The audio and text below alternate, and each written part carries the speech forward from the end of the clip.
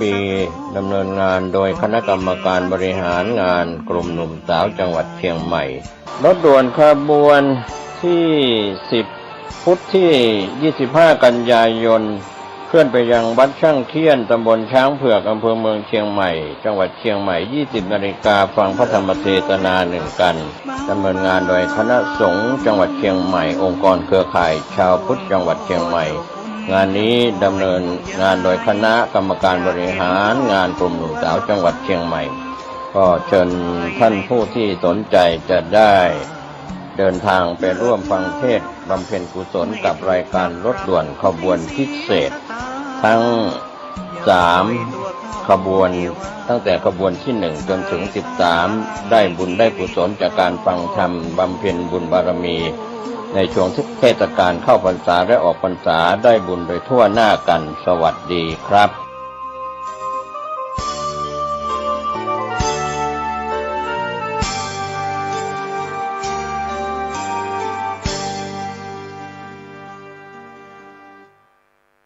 ขอความนอบน้อมสักการะบูชาของข้าพเจ้าจงมีแด่พระตะไลแก้วเจ้า3ประการพระตะไลแก้วเจ้าองค์ที่1คือพระพุทธเจ้าพุทธสุโพธิตาความตรัสรู้ดีจริงของพระพุทธเจ้าพระตะไลแก้วเจ้าองค์ที่2คือพระธรรมธรรมะสุธรรมตาความเป็นธรรมะจริงของพระธรรมพระตะไลแก้วเจ้าองค์ที่3คือพระสงฆ์สังฆสุปฏิปันนตาความปฏิบัติดีจริงของพระสงฆ์ข้าพระพุทธเจ้าขอกราบแทบไต้ไหว้สาคุณพระตะไลแก้วเจ้า3ประการด้วยความเคารพสักการะบูชาเป็นอย่างยิ่ง ขอถวายความเคารพกราบไหว้แด่พระมหาเถรานุเถระเจ้าคณะพระสังฆาธิการครูบาอาจารย์พระอุปัชฌาย์ผู้มากโดยอายุพรรษาขอแสดงความนับถือพระภิกษุหนุ่มสามเณรน้อยผู้อ่อนพรรษายุการจุตนจุองค์ขอเจริญพรคณะศรัทธาญาติโยมผู้มีความเลื่อมใสศรัทธาที่ยังลงตรงต่อคุณพระรัตนตรัยแก้วเจ้า3ประการผู้ที่กำลังตั้งใจเงี่ยโสตประสาทรับเอาพระธรรมทุกท่านต่อจากนี้ไปอัตมาภาพพระครูปริยัติกิจจาภิวัตรสำนักวัดพระสิงห์อำเภอเมืองจังหวัดเชียงใหม่จะได้น้อมนำเอาสารธรรมคติธรรมชาดกธรรมในต่างพระพุทธศาสนามามอบเป็นธรรมบรรณาการอาหารใจคือกับท่านสาธุชนผู้ที่กำลังรับฟังรายการทุกท่านเพื่อที่จะให้ได้พินิจพิจารณาถึงเนื้อหาสารธรรมคติธรรมชาดกธรรมทั้งหลายเหล่านั้นอันจะก่อให้เกิดสติปัญญาปารมีธรรมเกิดองค์ความรู้ความเข้าใจแล้วก็จะได้น้อมนำมาประพฤติปฏิบัติเพื่อที่จะให้เกิดเป็นความสุขตึงตังกายความสุขตึงตังใจอันเกิดจากการประพฤติดีปฏิบัติชอบอันเกิดจากการนำพาชีวิตเข้าไปสู่ทางเดินที่ดีที่งามอันเป็นการที่จะนำชีวิตของตนเองเข้าไปสู่การปฏิบัติดีปฏิบัติชอบในพระสัทธรรมขององค์สมเด็จพระสัมมาสัมพุทธเจ้าก่อนอื่นก็ขออนุโมทนาในกุศลเจตนาข ของทางคลื่นสถานีวิทยุคลื่นพระพุทธศาสนาแห่งนี้ที่ได้มอบเวลาให้ครูบาอาจารย์ได้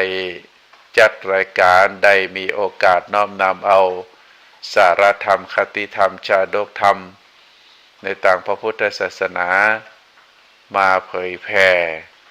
มามาจามาเทศนามาแนะนำคือกับท่านสาธุชนผู้ที่เลื่อมใสศรัทธาอันอย่างลงตรงต่อคุณพระตะไลแก้วเจ้าสามประการตามที่ว่ามาศรัทธาท่านสาธุชนทั้งหลายในเดือน12เป็นของเจ้าเหนือเฮาก็เป็นที่มีความเชื่อโดยเฉพาะบรรดาผู้ที่ยังมีชีวิตอยู่บ่ว่าจะเป็นในฐานะที่เป็นพ่อเป็นแม่เป็นปู่ย่าตายายหรือในฐานะที่เป็นลูกเป็นหลานเป็นเหลนก็ได้พากันปฏิบัติอย่างน้อยก็มีการตานขันเข้าคือแก่ผู้ที่ตายไปผู้ที่จากโลกใบนี้ไปสู่ปรโลกภายหน้าเพราะเฮาท่านทั้งหลายนั้นมีความเชื่อตามคำสอนขององค์สมเด็จพระสัมมาสัมพุทธเจ้าที่ได้ตรัสกับพระเจ้าพิมพิสารราชาแห่งเมืองมคธกรุงราชคฤห์เมืองมคธก็ได้สนทนาได้แนะนำต่อพระเจ้าพิมพิสารถึงการปฏิบัติปัดปูต่อปิตามารดายาติกาผู้ที่ล่วงลับไปว่าพระเจ้าพิมพิสารนั้นมีความห่วงใยต่อปิตามารดายาติกาพี่น้องผู้ที่ได้จากเมืองคนไปสู่ปรโลกไปหน้าก็ญาติกาพี่น้องของพระองค์ท่านผู้ที่ฉลาดเป็นนักปราชญ์มีปัญญาได้ปฏิบัติตามคำสอนของบัณฑิตชนก็ได้มีการประพฤติปฏิบัติในสิ่งที่ถูกต้องทางกายกรรมวจีกรรมมโนกรรมเมื่อได้จากโลกนี้ไปสู่ปรโลกไปหน้าก็มีการประพฤติปฏิบัติก็คือได้อยู่ในศีลในธรรมเมื่อละโลกนี้ไปแล้วก็นำปาตัวไปเกิดในสุคติภูมิอันมีโลกมนุษย์เทวโลกพรหมโลกลักษณะแบบนี้ท่านพระเจ้าพิมพิสารนั้นก็บ่ห่วงแต่ก็มีบรรดาญาติทั้งหลายผู้ที่ปฏิบัตินอกรีดนอกรอยบ่ได้ปฏิบัติตามคำสอนของนักปราชญ์เจ้าได้ประกอบกรรมทางด้านอกุศลกรรมบ่ว่าจะเป็นทางกายทางวาจาทางใจเมื่อเขาทั้งหลายเหล่านั้นละโลกนี้ไปสู่ปรโลกภายหน้าก็มีความเป็นห่วงว่าอาจจะต้องไปเสวยวิบากกรรมในด้านทุกขติอันได้แก่สัตว์นรกอันได้แก่สัตว์เดรัจฉานนรกเปรตอสุรกายก็เมื่อพระเจ้าพิมพิสารได้กราบทูลถามต่อองค์สมเด็จพระสัมมาสัมพุทธเจ้าพระพุทธองค์ก็ได้ทรงแนะนำว่ามีหนทางเดียวที่ทางบุคคลที่อยู่บนโลกใบนี้สามารถที่จะประพฤติปฏิบัติช่วยเหลือผู้ที่ไปสู่ปรโลกภายหน้าในการไปเกิดในทุกขติภูมิ ก็คือการทำบุญสุนตานอุทิศส่วนบุญส่วนกุศลไปให้กับจิตดวงวิญญาณของท่านทั้งหลายเหล่านั้นบุญกุศลทุกอย่างที่ท่านทั้งหลายได้กระทำนั้นเมื่อเฮาอุทิศส่วนบุญส่วนกุศลไปให้เจาะจงไปให้ดวงวิญญาณของผู้ที่เฮาฮู้จักมาคุ้นก็ได้ช่วยเหลือนะคือดวงวิญญาณของท่านทั้งหลายเหล่านั้นได้รับส่วนบุญส่วนกุศลโดยเฉพาะในเดือน12พระพุทธองค์ได้ตรัสว่าในเดือน12เป็นเดือนตีนจายมิบาลได้อนุญาตปงปันคือจิตดวงวิญญาณของผู้ที่ตายไปสู่ปรโลกไปหน้าโดยเฉพาะที่ได้เสวยวิบากกรรมในนรกในเป็นเปรตเป็นอสุรกายได้มารับส่วนบุญส่วนกุศลจากญาติพี่น้องผู้อยู่เมืองคนอันนี้เป็นคติเป็นความเชื่อนะเมื่อเป็นลักษณะแบบนี้พอเดือน12มาถึงโดยเฉพาะเดือน12เพ็งหมู่เฮาทั้งหลายก็ได้ประกอบบุญประกอบกุศลประกอบคุณงามความดีก็ถือว่าได้ประพฤติปฏิบัติ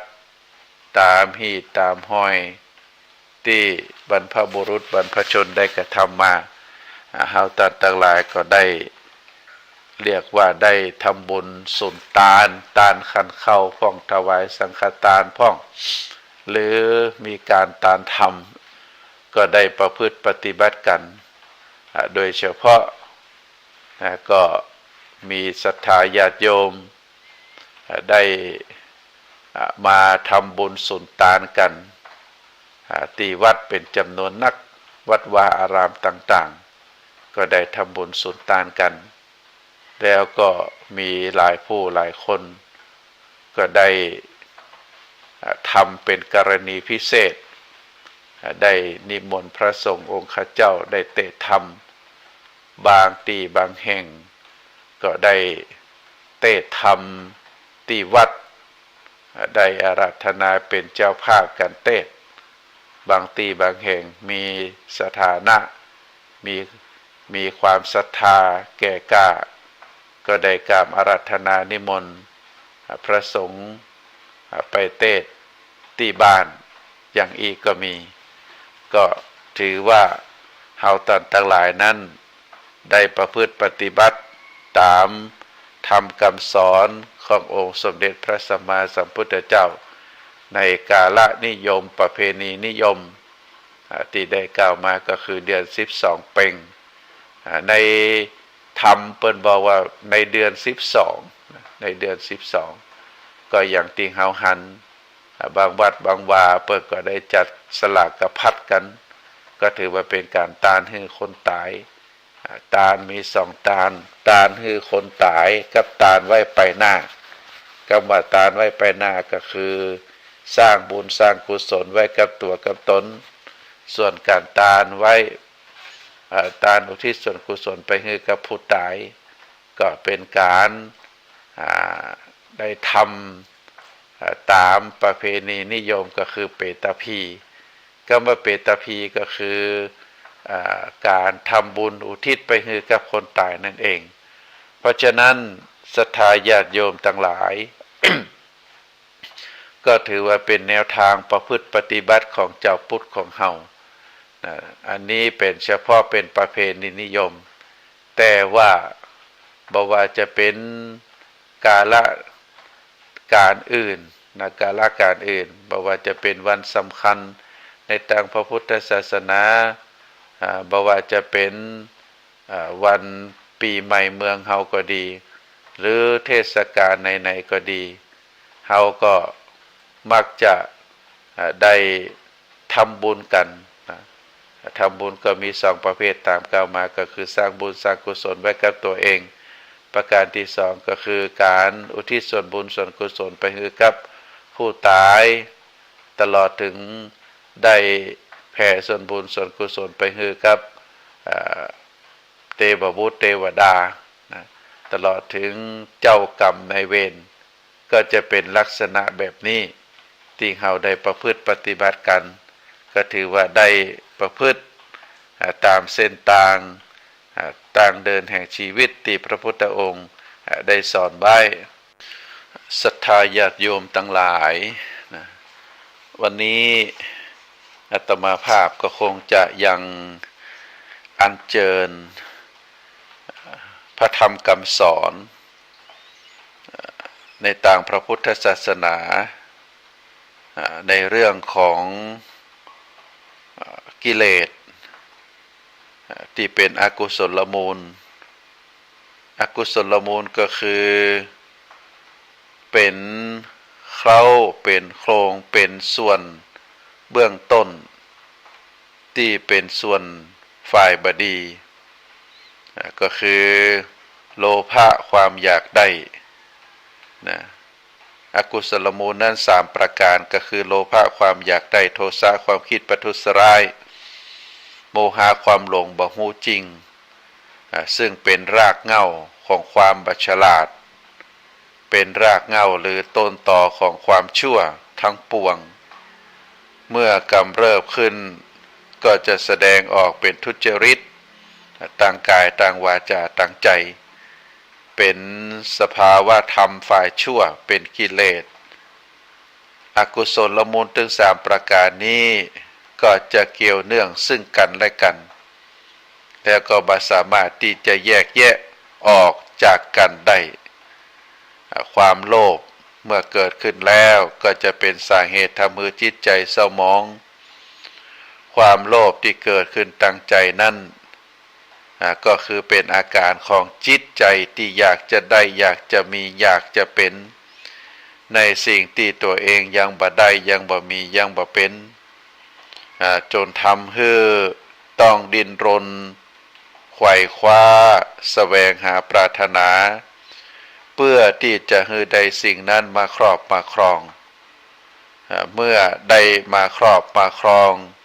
ก็มีความอาการยินดีแต่ถ้าบ่ได้สิ่งทั้งหลายเหล่านั้นมาครอบมาครองก็จะเกิดความโกรธเกิดโทสะโดยมาแล้วก็หาวิธีที่จะได้สิ่งทั้งหลายเหล่านั้นมาเป็นหนทางเป็นวิธีที่บ่ชอบด้วยธรรมก็เกิดความหลงเข้าใจว่าเป็นสิ่งที่ถูกต้องแต่สิ่งเป็นสิ่งในทางที่จริงนั่นเป็นสิ่งที่บ่ถูกต้องลักษณะนี้ก็จะหันว่าบ่ว่าจะเป็นความโลภความโกรธความหลงก็จะแยกแยะบ่ออกก็คือยังจะต้องเกี่ยวข้องพัวพันทำให้บุคคลนั้นเกิดความบ่สงบในจิตในใจเพราะจิตใจนั้น เป็นจิตใจที่เต็มไปด้วยความโกรธความโลภความหลงเป็นอกุศลมูลเพราะฉะนั้นพระพุทธองค์ได้ตรัสเตือนเจ้าพุทธเฮาไผที่จิตใจยังวุ่นวายว้าวุ่นบ่มีความสงบมีแต่ความทุกข์ความทรมานอันเกิดจากจิตใจที่ถูกกิเลสอกุศลมูลเข้าครอบงำก็คือความโลภความโกรธความหลงตามที่ว่ามาเพราะฉะนั้นก็ฝากคือศรัทธาญาติโยมผู้ที่ได้มีความโลภความโกรธความหลงรุมเร้าจิตใจเมื่อรุมเร้าจิตใจแล้วก็ทำให้บุคคลที่เป็นเจ้าของจิตใจนั้นไปทำความชั่วต่างกายต่างวาจา แล้วก็ทำให้จิตใจนั้นเศร้าหมองตามที่ว่ามาความโลภโดยเฉพาะความโลภนั้นก็เกิดจากสภาพจิตใจที่ถูกโมหะความหลงความมัวเมาความบ่รู้จริงครอบงำก็คือเกิดความโลภอันเนื่องมาจากการนึกคิดของตัวเก่าโดยความอยากได้เพราะบ่ได้พิจารณา รอบคอบที่ทวนโดยสติปัญญาอันประกอบด้วยเหตุความโดยผล อันนี้เป็นสภาพของจิตใจอันเกิดจากความบาดหูจริงความโมหะความลุ่มหลงเข้าครอบงำประการที่สองก็เกิดจากสิ่งต่างหลายภายนอกอันใดแก่ทรัพย์สินเงินทองของมีค่าตลอดถึงอำนาจวาสนาความเป็นใหญ่การได้รับความเคารพยอมรับนับถือการได้รับเกียรติยศมากระตุ้นให้เกิดความโลภก็เป็นเวลาที่คนต่างหลายได้ทำการทุจริตถึงทางกายทางวาจาทางใจเพราะว่าเกิดความต้องการเกินเหตุที่อยากจะได้ทรัพย์สินเงินทองของมีค่าอำนาจวาสนาความเป็นใหญ่ต้องการความเคารพนับถือการได้รับเกียรติยศก็ทำให้บุคคลทั้งหลายเหล่านั้นเสาะแสวงหา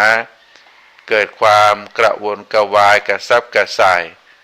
เกิดความทุกข์ที่จะมาตอบแทนเพราะฉะนั้นลักษณะของความโลภนั้นก็มีอยู่สองประการประการที่หนึ่งนั่นก็คือความโลภในวัตถุอันได้แก่ความอยากมีเงินมีทองอยากได้วัตถุสิ่งของต่างๆเริ่มตั้งแต่ต้องการมีเครื่องอำนวยความสะดวกในชีวิตประจำวันบ้านเรือนที่อยู่อาศัยรถราเครื่องประดับเครื่องอำนวยความสะดวกสื่อสารสมัยใหม่เป็นเครื่องเล่นความสนุกสนานตลอดถึงเครื่องแต่งกายที่ทันสมัยข้าวปลาอาหารสิ่งที่อำนวยความสะดวกสบายคือบริโภคจนเพลิดเพลินบางครั้งก็เกินความพอดีการพิจารณาความโลภทางด้านวัตถุเป็นเรื่องที่บุคคลมุ่งจะเสริมสร้างสถานะของตัวเองให้มั่งคั่งร่ำรวยในทรัพย์สินพระพุทธเจ้าก็ได้ทรงสอนให้เฮาตั้นทั้งหลายได้รู้จักประมาณแล้วก็บรรเทาความอยากให้เป็นไปตามความจำเป็นแต่ต้องบ่โลภอยากได้ของคนอื่นแต่สามารถใจความภาคเพียรพยายามความขยันหมั่นเพียรกำลังสติปัญญากำลังทรัพย์กำลังความคิดเพื่อสร้างสถานะความร่ำรวยได้ตราบเท่าที่ยังบละเมิดในทรัพย์สินของคนอื่นตราบนั้นก็ถือว่ายังอยู่ในขอบเขตของศีลธรรมอันนี้ก็คือศรัทธาญาติโยมได้เข้าใจเนอะความโลภอยากได้ในทรัพย์สินของเงินทองอันนี้มุ่งประเด็นเอาที่บุคคลต่างหลายอยากจะได้ทรัพย์สินเงินทองของบุคคลอื่นเสาะแสวงหาที่ต้องหาวิธีทางที่จะได้ทรัพย์สินเงินทองของคนอื่นมาเป็นของตัวเก่าโดยการโกงโดยการใจแง่ข้อช่องทางทางด้านกฎหมายที่บ่ครอบคลุมก็ดีโดยการช่อการโกงได้แสวงหาจุหลอกก็ดีอันนี้ถือว่าเป็นความโลภแต่ถ้าทรัพย์สินเงินทองที่เฮาได้ใจความภาคเพียรความขยันหมั่นเพียรกำลังสติปัญญากำลังทรัพย์กำลังความคิดเพื่อที่จะสร้างสถานะความร่ำรวยให้เกิดขึ้นกับครอบครัวของตนเองอันนี้เฮาถือว่าบ่ได้เป็นความโลภแต่เป็นความเพียรความพยายามความขยันอย่างเช่นบางท่านคือตื่นแต่เจ้าได้จัดเตรียมดาสิ่งของแล้วก็ไปค้าไปขายเก็บหอมรอมริบวันละเล็กวันละน้อยหรือท่านทั้งหลายได้เก็บสะสมเงินทองในการเสาะแสวงหาก็มาสร้างบ้านสร้างจองเมื่อมีที่อยู่อาศัยมีที่พอที่จะแบ่งส่วนสร้างให้เป็นที่เจ้า บ้านเจ้าหอพักอันอย่างต่างๆก็ได้อาศัยความภาคเพียรแล้วก็ได้เก็บอันเกิดจากเก็บทรัพย์สินอันเกิดจากน้ำพักน้ำแรมตีใจเป็นตีคือคนอื่นมาเจ้าเป็นกาเจ้ารายเดือนรายปีก็ได้เก็บเงินเหล่านั้นมาใจซอยในบรรปลายของชีวิตอันนี้ก็ถือว่าเป็นแนวทางที่ชอบธรรมในศรัทธาญาติโยมการค้าการขายการสร้างรักสร้างฐานใจวิธีการที่มันเป็นไปโดยชอบประกอบด้วยธรรมก็คือเกิดทรัพย์สินขึ้นมา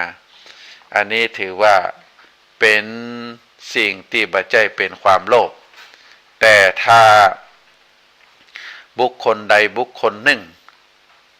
ได้สร้างสถานะความร่ำรวยของตัวเก่าโดยการเสาะแสวงหาผลประโยชน์อันเกิดจากทรัพย์สินของบุคคลอื่นหาช่องทางที่จะเอาทรัพย์สินของบุคคลอื่นบ่ว่าโดยเล่ห์โดยกลบ่ว่าโดยมนต์โดยคาถาเอามาเป็นของตัวเก่าแม้ทรัพย์สินของญาติของพี่ของน้องก็หาโอกาสที่จะเอามาเป็นของตัวเก่าอันนี้ถือว่าเป็นความโลภนะเป็นความโลภเพราะฉะนั้นก็ศรัทธาญาติโยมแยกให้ออกกันละกันระหว่างความโลภกับความขยันหมั่นเพียรก็ถือว่าเป็นสิ่งที่ตรงกันข้ามกันความโลภอันเกิดจากการอยากได้ในทรัพย์สินเงินทองวัตถุสิ่งของแล้วความโลภแห่งประการหนึ่งก็คือท่านเรียกว่าเป็นความโลภทางสังคม อันได้แก่บุคคลที่มีสถานะทางสังคมและก็มีความต้องการให้สังคมยอมรับนักขึ้นเป็นต้นว่าการอยากจะมีชื่อเสียงการอยากจะเป็นคนเด่นคนดังการซื้อตำแหน่งหน้าที่การงานที่สูงขึ้นความต้องการเป็นผู้บังคับบัญชาและอยากจะเป็นนักการเมืองอย่างอีเป็นต้นความโลภประเภทนี้หากอยู่ในจุดที่บ่สามารถที่จะควบคุมได้บุคคลนั้นก็จะดิ้นรนไปในลักษณะของความทะยานความทะเยอทะยานความมักใหญ่ไฟสูงมักก็จะดำเนินไปในทางที่ผิดศีลผิดธรรมความอยากของมนุษย์นั้นมีหลายรูปแบบศรัทธาญาติโยมอย่างเป็นต้นว่าคนที่อยากเด่นอยากดังในสังคมแส่แซงเป็นคนดีสีสังคมก็มีคนที่อยากจะมียศตำแหน่งจนต้องแสวงหาด้วยการติดสินบนก็มีผู้ที่ถูกความโลภที่เป็นกิเลสครอบงำจิตใจอย่างรุนแรงอย่างนี้เราเรียกว่าคนโลภะจริตความอยากถึงสองประการที่ว่ามานี้เพราะว่าจะเป็นความอยากความต้องการทางด้านทรัพย์สินเงินทองความอยากทางด้านสังคมก็เป็นความอยากโดยอำนาจกิเลสก็จะนำไปสู่ดิ้นรนแสวงหาในทางที่ผิดศีลผิดธรรมอันดีงามของสังคมทำให้ปัญหาต่างๆได้ติดตามมาอย่างบ่มีที่สิ้นสุดหลักธรรมในทางพระพุทธศาสนาพระพุทธองค์ได้ตรัสสอนให้แก่พุทธบริษัทได้แก้ความโลภในญาติศรัทธาญาติโยมพระพุทธองค์ได้ตรัสสอนให้หมู่เฮาท่านทั้งหลายได้แก้ความโลภด้วยการให้ทานเรียกว่าเป็นการปรับเปลี่ยนทัศนะและป้องกันพฤติกรรมของบุคคลที่มีความโลภโดยการนำเอาคำสอนคือการให้มาเป็นแนวทางในการปฏิบัติการให้ทานก็คือการเสียสละสิ่งของต่างๆของคนหรือการให้ความรู้ต่างธรรมและต่างโลกที่เป็นไปเพื่อประโยชน์แก่คนอื่นการให้โอกาสต่างอาชีพต่างสังคมต่างความรู้หรือให้จ้องต่างใดจ้องต่างหนึ่งอันจะก่อให้เกิดคุณงามความดี ก็ถือว่าเป็นตาลเนื้อสถาญาติโยมคำว่าตานะที่แปลว่าการฮือนี่ก็บ่ได้หมายความว่าการเสียสละสิ่งของตัวเองเพื่อฮือคนอื่นเท่านั้นการฮือความรู้ต่างโลกและก็ต่างธรรมต่างโลกก็เหมือนกับครูบาอาจารย์ที่ได้ฮือความรู้ฮือแนวต่างแก่ลูกศิษย์ลูกหาส่วนในต่างธรรมก็คือการแสดงธรรมการแนะนำวิธีดำเนินชีวิตการแนะนำคนที่ตกต่ำคนที่ตกอยู่ภายในอบายมุขคือพ้นจากอบายมุขแล้วก็เข้ามาสู่เส้นทางดำเนินชีวิตในทางสุจริตอันนี้ก็ถือว่าเป็นการฮือตาลเหมือนเดียวกัน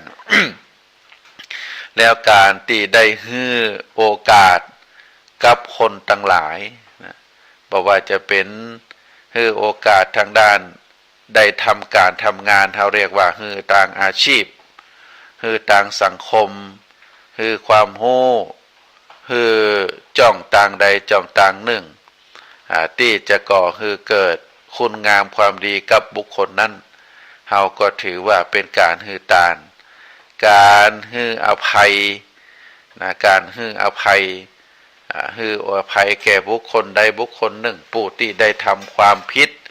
แล้วก็ได้แนะนำคำสอนเขาแล้วก็ฮือโอกาสเขาก็ถือว่าเป็นการฮือเหมือนเดียวกันเพราะฉะนั้นความหมายของคำว่าตานะหรือตาล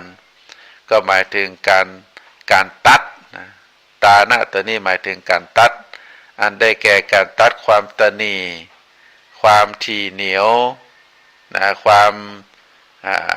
เรียกว่าความหันแก่ตัวนะได้ออกจากขันธสันดานการกำจัดความตณีถี่เหนียวที่แน่นที่จมอยู่ในอันเป็นอาสวะกิเลสอยู่ในของจิตใจของบุคคลตัดความโลภชำระความโลภออกจากสันดานของคนอันเป็นความหมายของคำว่าการฮือตาลที่เป็นหนทางในการแก้ไขความโลภในศรัทธาญาติโยม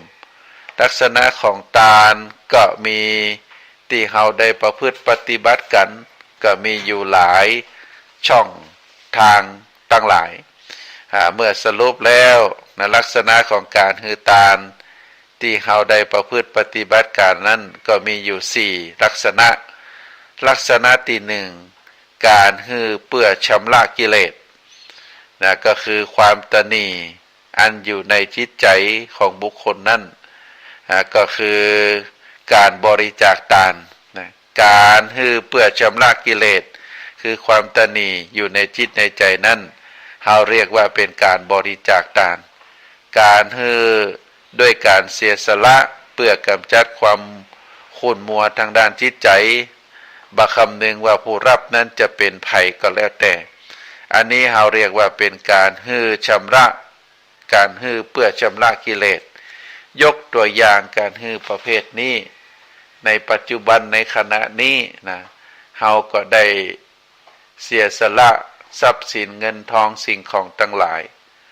ได้ไปช่วยนะพี่น้องที่ได้ประสบกับการได้ถูกน้ำท่วมนะปีนี้เป็นปีมะโรงน้ำมานักฝนตกนักนะขณะนี้ก็ยังตกอยู่ยังบ่ามดยังมีพายุเข้ามาเป็นระลอกบ้านเมืองจังหวัดที่ฝนตกนะพายุผ่านฝนตกบ่ว่าจะเป็นส่วนตัวพายุห่างพายุก็แล้วแต่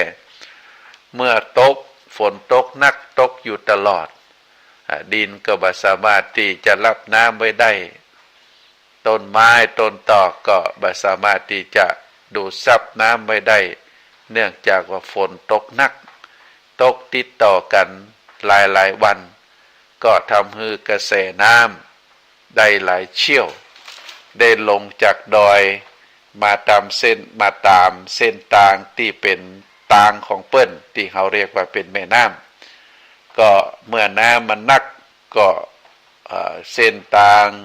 แม่น้ำเหล่านั้นก็บ่สามารถที่จะรับน้ำไว้ได้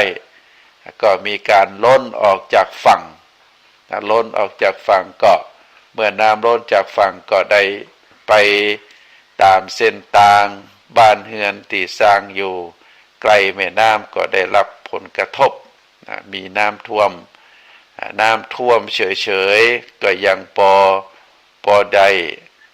เมื่อน้ำแห้งแล้วบ้านเฮือนก็ยังพอที่จะกลับมาซ่อมมาแซม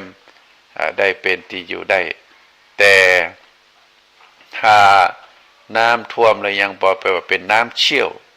น้ำได้ปัดได้ปาเอาบ้านเอาจองไปก็ทำให้เกิดความเสียหายทรัพย์สินเงินทองทุกสิ่งทุกอย่างที่อยู่ในบ้านก็ได้รับความเสียหายเนื่องจากว่าเอาบัดันเพราะฉะนั้นก็ถือว่าการบริจาคทานช่วยเหลือแก่ผู้ที่ประสบภัยก็ถือว่าเป็นการฮื้อประเภทหนึ่งเราเรียกว่าบริจาคทานก็เพื่อเป็นการชำระความตนีความหันแก่ตัวเฮาหันคนอื่นได้ทุกข์ได้ยากเฮาก็ช่วยเปิ้นทางวัดพระสิงห์โดยการนำของพระเดชพระคุณหลวงพ่อท่านเจ้าอาวาสพระเทพสิงหวราจารย์ก็ได้ประชาสัมพันธ์การรับสมัครครั้งที่สองครั้งที่หนึ่งก็ได้นำไปมอบเพื่อแล้วครั้งที่หนึ่งนั้นได้บริจาคทั้งส่วนของวัดส่วนของโรงเรียนส่วนของศรัทธาญาติโยมที่ได้ร่วมกันก็ได้นำไปบริจาคคือคณะสงฆ์ภาค6อันประกอบไปด้วยเชียงรายเชียงใหม่เชียงรายแพร่น่านพะเยาลำปาง100,000 บาทแล้วก็ได้นำสิ่งของไปมอบคือกับผู้ที่เดือดร้อนที่บ้านป่าคาตำบลป่าตาลก็ได้ทำไปครั้งที่หนึ่งแต่เนื่องจากว่าฝนยังบ่หยุดตกแล้วก็น้ำละลอกสองได้เข้ามาท่วมที่จังหวัดเชียงรายโดยเฉพาะที่อำเภอเมืองแล้วก็อำเภอแม่สายก็ทำให้พี่น้องชาวบ้านได้รับความเดือดร้อนโดยขณะนี้ก็ยังบ่ปกติเตื้อก็ทำให้พระเดชพระคุณได้เปิดรับบริจาคครั้งที่สองแล้วก็เจาะจงไปที่จังหวัดเชียงรายก็จะได้เอานำปัจจัยอันเกิดจากการบริจาคจากศรัทธาญาติโยมก็ประมาณ 50,000 บาทก็จะได้ไปมอบถวายให้กับคณะสงฆ์จังหวัดเชียงรายเพื่อได้จัดสรรปันส่วนไปมอบให้ศรัทธาญาติโยมและสิ่งของทั้งหลายที่ศรัทธาญาติโยมได้ร่วมกันบริจาคมาก็จะได้นำไปมอบคือพี่น้องชาวเชียงรายที่ได้รับผลกระทบจากการน้ำท่วมในครั้งนี้เป็นลำดับต่อไปเพราะฉะนั้นการเพื่อชำระกิเลสก็คือเป็นการบริจาคทานโดยการเสียสละบักคำหนึ่งว่าผู้ที่จะรับนั้นเป็นไผ่เอาไปมอบให้ศรัทธามอบให้เจ้าบ้านที่เปิ่นได้รับผลกระทบจากน้ำท่วมก็ถือว่าเป็นสิ่งที่อยู่ในกฎเกณฑ์ในประเภทนี้การฮื้อประเภทที่สองก็คือการฮื้อเพื่อตอบแทนคุณงามความดีเขาเรียกว่าปฏิการทานการฮื้อเพื่อตอบแทนหรือบูชาพระคุณความดีของผู้ที่มีคุณธรรมสูงกว่าเฮาอันได้แก่การได้ฮื้อสิ่งของแก่ปิตามารดาครูบาอาจารย์บุคคลต่างๆที่เป็นบุคคลที่มีคุณธรรมมีคุณงามความดีการฮื้อประเภทนี้เฮาเรียกว่าเป็นการฮื้อเพื่อการตอบแทนพระคุณประการที่สามการฮื้อเพื่อสงเคราะห์สังฆทานก็หมายถึงการฮื้อเพื่อผูกมิตรยึดเหนี่ยวน้ำจิตน้ำใจซึ่งกันและกัน ในกลุ่มคนที่มีความสัมพันธ์กันโดยมุ่งที่จะให้เกิดประโยชน์แก่ผู้รับเป็นสำคัญอันนี้เราเรียกว่าเป็นการให้เพื่อการสงเคราะห์แล้วก็การให้เพื่ออนุเคราะห์เราเรียกว่าอนุเคหทานหมายถึงการให้ความช่วยเหลือเกื้อกูลแก่คนยากจนโดยจิตเมตตาสงสารบอกว่าคนนั้นจะเป็นไผก็แล้วแต่จะเป็นไผก็แล้วแต่ก็ถือว่าเป็นการฮือด้วยความอนุเคราะห์สงเคราะห์ช่วยเหลือเกื้อกูลผู้ที่ตกทุกข์ได้ยากผู้ที่บ่สามารถช่วยเหลือตัวเองได้คนป่วยติดเตียงหรือผู้ที่มีความเรียกว่าพิกลพิการด้วยเฮาฮือด้วยจิตเมตตาสงสารอันนี้เราเรียกว่าเป็นอนุเคหทานการฮือเพื่ออนุเคราะห์เพราะฉะนั้นท่านสาธุชนทั้งหลายการที่เราได้แบ่งปันได้ฮือการอนุเคราะห์นี้เราก็ถือว่าเป็นสิ่งที่เราท่านทั้งหลายได้ประพฤติปฏิบัติกันมาโดยตลอด นอกจากการฮือ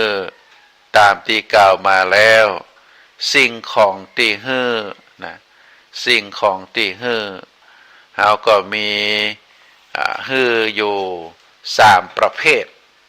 สิ่งของที่เราโดยไปมอบฮือนั้นมีอยู่3ประเภทอันได้แก่อามิสทานธรรมทานอภัยทานก็ตามที่กล่าวมาก็ครอบคลุมตั้งนั้นอามิสทานก็คือเป็นสิ่งของที่ฮือแล้วก็ธรรมทานก็คือการฮือในส่วนจิตส่วนใจการฮือในธรรมะการฮือความรู้ความถูกต้องความดีงามแนะนำในสิ่งที่เป็นประโยชน์หรือสิ่งที่บ่เป็นประโยชน์เพราะฉะนั้นการฮือในลักษณะธรรมทานก็ถือว่าเป็นการฮือที่สุดยอดแล้วก็อภัยทานการยกเว้นการประทุษร้ายเบียดเบียนซึ่งกันและกันมีชีวิตร่วมกันโดยการบ่มีเวรบ่มีภัยต่อกันมีจิตเมตตาในคนในสัตว์หากว่าเขาทั้งหลายเหล่านั้นได้ผิดพลาดไปก็บ่ถือโทษโกรธตอบการบรรเทาความโลภคือลดน้อยถอยลงไปจากจิตจากใจโดยการฮือตานก็ถือว่าเป็นการยกตานขึ้นสู่การปฏิบัติตามที่กล่าวมานอกจากการฮือทางด้านสิ่งของศรัทธาญาติโยมการฮือวัตถุสิ่งของทรัพย์สินเงินทองไปนอกที่เราเรียกว่าอามิสทานนั่นก็ถือว่าเป็นการฮือที่เรามักจะฮือกันเป็นประจำอยู่แล้วการฮือสิ่งของต่างๆการฮือทรัพย์สินเงินทองภายนอกทั้งที่เราบางทีก็ถึงเป็นการบริจาคอย่างเช่นการบริจาคเลือดบริจาคดวงตาก็ถือว่าเป็นการฮือทานเป็นอามิสทานเหมือนเดียวกันในอามิสทานนี้ท่านยังได้แยกประเภทของคนที่ฮือทานท่านเรียกว่าทานทาสหมายถึงการฮือบุคคลที่ตนการฮือสิ่งของที่ตนบริโภคใจสอยเองเมื่อเปิดห้องว่าเมื่อได้สิ่งของอันประณีตก็เมื่อจะฮือแต่ได้ฮือสิ่งของที่บ่ประณีตหมายความว่าฮือของบดีว่าจะทายญาติโยมตัวเองใจของดีส่วนของบดีเอาไปแจกเอาไปจ่ายคนอื่นอันนี้เปิดห้องว่าทานทาสส่วนอันที่สองนั้นสหายทาสตานะสหายตานะสหายก็หมายถึงบุคคลได้ฮือของที่เสมอกับที่ตัวเองใจสอยตัวเองใจสอยจะได้ก็ได้ฮือสิ่งของประเทศนั้นแบบนั้นเป็นการฮือตานอันนี้เราเรียกว่าตานะสหาย อันประเภทแรกนั่นเขาเรียกว่าตานาธาตุก็คือฮือของหยาบฮือของบ่ประณีตแต่ว่าของดีของประณีตเนี่ยตัวเองกับไว้ใจประการที่สองนั่นตาหน้าสหายก็คือฮือของเสมอกันเฮามีจะใดก็ฮือจะนั่นแล้วก็ประการที่สามนั่นท่านเรียกว่าตาหน้าสามีหมายถึงบุคคลที่ฮือของนะฮือของที่ดีที่ประณีตกว่าของที่ตัวเองใจสอยได้ใจบริโภคโดยการเลือกเอาสิ่งที่ดีที่สุดนะได้ฮือตานไปลักษณะแบบนี้เรียกว่าตาหน้าสามีเพราะฉะนั้นก็เป็นรายละเอียดนะที่บุคคลทั้งหลายพระพุทธองค์ได้ตรัสไว้ได้แยกแยะประเภทของอามิสตานเราเรียกว่าตาหน้าธาตุตาหน้าสหายแล้วก็ตาหน้าสามีอันนี้ก็เป็นเรื่องการฮื้อนะศรัทธาญาติโยมการบริจาคตามที่ได้กล่าวมาเพราะจุดใหญ่ใจความในการฮื้อทรัพย์สินเงินทองฮื้อสิ่งของสิ่งใจบ่ว่าจะเป็นอามิสทานธรรมทานอภัยทานก็จุดใหญ่ใจความก็คือเป็นการกำจัดความโลภตามที่กล่าวมาวันนี้ได้อัญเชิญธรรมะที่มีอยู่ในตัวในตนทุกคนที่เราเรียกว่าเป็นความโลภเป็นตัณหาเป็นความอยากซึ่งก็ได้แยกแยะประเด็นคือศรัทธาได้เข้าใจนะเป็นธรรมะเป็นความละเอียดอ่อนที่พระพุทธองค์ได้ตรัสไว้เป็นอกุศลมูลความโลภความโกรธความหลงเพราะอยู่ในจิตใจของผู้ใดแล้วจิตใจของคนนั้นก็จะบ่มีความสุขบ่มีความสงบที่ถูกความโลภความโกรธความหลงครอบงำกิเลสถึง3ประเภทนี้ก็อยู่ในจิตในใจของทุกคนถ้าใครสามารถควบคุมได้ดูแลได้ก็บุคคลนั้นก็หาช่องทางที่จะคือความโลภความโกรธความหลงลดน้อยถอยลงชีวิตของคนนั้นก็จะมีความสุขมีปกติสุขแต่ถ้าบุคคลใดที่ถูกจิตใจห่อหุ้มด้วยกิเลสอกุศลมูล3ประการที่ว่ามาก็จะทำให้บุคคลนั้นมีแต่ความทุกข์มีความทะยานอยากมีความเสาะแสวงหาบ่ฮู้จักพอก็ทำให้เกิดความทุกข์อันนี้เป็นแนวทางที่พระพุทธองค์ได้ตรัสไว้ศรัทธาท่านสาธุชนทั้งหลายนะการที่เฮาท่านทั้งหลายได้ฮู้ได้เข้าใจหลักธรรมก็ถือว่าเฮานั้นก็เป็นการที่เฮาได้ดูแลจิตดูแลใจของเฮาแล้วก็จะได้อยู่ในสังคมได้อย่างมีความสุขอันนี้ก็ถือว่าเป็นช่องทางเป็นหนทางที่เฮาท่านทั้งหลายได้ประพฤติปฏิบัติกันมาตามเส้นทางต่างเดินก็ถือว่าเฮาได้รู้แล้วเฮาก็ได้น้อมนำมาปฏิบัติเนอะอาตมาภาพ ขอนำรายการจากท่านสาธุชนไปก่อนก็ขออนุโมทนาบุญทุกท่านที่ได้ร่วมกันบริจาคร่วมทำบุญในการช่วยเหลือพี่น้องที่เปิ่นประสบทุกข์ได้ยากก็ดีแล้วก็ได้ทำบุญถวายทานข้าวสารที่ได้เชิญชวนศรัทธาญาติโยมที่ผ่านมาก็ดีก็ได้รับความสนับสนุนจากศรัทธาญาติโยมผู้ที่รับฟังรายการเป็นอย่างดีก็ขออนุโมทนาบุญก็ขอตั้งจิตอธิษฐานตั้งจิตอธิษฐานทุกท่านที่บ่สามารถที่จะเอ่ยนามได้ก็อยู่ที่เจตนาของท่านสาธุชนเรียบร้อยแล้วนะที่ได้โอนมาก็ดีได้มาบริจาคโดยตัวเองก็ดีได้มาทำบุญก็ดีก็ถือว่าท่านทั้งหลายนั้นได้ประกอบคุณงามความดีได้กำจัดความหันแก่ตัวความตนีแล้วก็ได้ดำเนินการ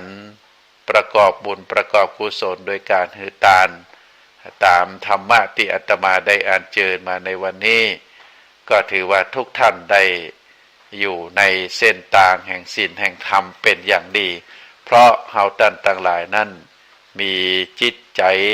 เลื่อมใสที่อย่างลงตรงต่อคุณพระรัตนตรัยหรือพระตะไลแก้วเจ้าสามประการอย่างบะเสื่อมคลายก็ได้ดำเนินชีวิตโดยการมีความสุขเพราะเฮานั้นอยู่ภายในศีลภายในธรรมก็ขออนุโมทนาญาติโยมทุกผู้ทุกนามเนอะที่ได้มาร่วมทำบุญกับอาตมาภาพที่ได้ประชาสัมพันธ์ไปก็ถือว่าเฮาได้บุญด้วยกันทั้งนั้นนะบุญกุศลก็จะติดตามตัวเฮาไปตลอดถึงในภาวะชาตินี้แล้วก็ในภาวะในชาติต่อไปบุญกุศลทั้งหลายก็จะได้สนับสนุนเฮาอยู่ในโลกนี้ก็ทำให้มีความสุขมีความสบายใจและก็ได้ดูแลจิตดูแลใจบุญกุศลก็ได้กำจูอุดหนุนคือมีสุขภาพแข็งแรงบุญกุศลกำจูอุดหนุนคือปราศจากพยาธิปราศจากโรคภัยไข้เจ็บปราศจากสัพพเคราะห์สัพพภัยทั้งหลายก็คือเกิดความเป็นสิริมงคลกับตัวกับตนเฮาอย่างแคล้วคลาดปลอดภัยอันนี้เกิดจากอานิสงส์ของการคือการทำบุญแล้วก็เมื่อเฮาสิ้นลมหายใจไปบุญกุศลทั้งหลายทั้งมวลนี้ก็จะติดจิตติดใจติดตามเฮาไปสู่ปรโลกภายหน้าก็จะส่งเสริมสนับสนุนให้เฮาได้เกิดมาบ่ว่าจะพบใดจะใดก็จะได้ปากับครอบครัวที่ดีได้มีสติปัญญาเฉลียวฉลาดมีร่างกายบะพิกลบะพิการมีร่างกายครบอวัยวะครบ32ประการเฮาก็ถือว่าได้แล้วก็ได้ได้พบกับเส้นทางพระพุทธศาสนาต่อไปอันนี้ก็ถือว่าเป็นพลานิสงส์อันเกิดจากการคือการประกอบคุณงามความดีการรักษาศีลการเจริญจิตภาวนาเนอะศรัทธาญาติโยมเนอะขอทุกท่านได้โชคดีมีใจได้อยู่ก้ำจุนพระพุทธศาสนาต่อไปจนตราบเท่านานก็ขอเจริญพร